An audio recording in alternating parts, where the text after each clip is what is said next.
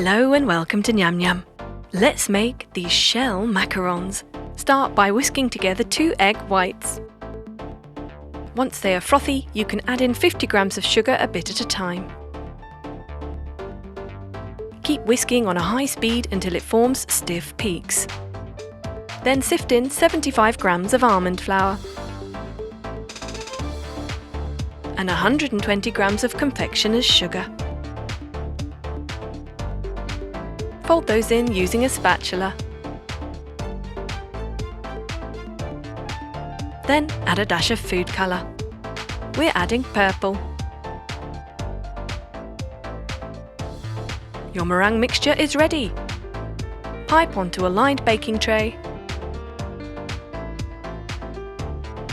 Give them a tap, let them rest for 45 minutes, and then bake at 130 degrees for 5 minutes. Once ready, you can add cream cheese and a pearl sprinkle, then simply close them up. And there you have it. Shell macarons, an oyster, and a pearl. Yum!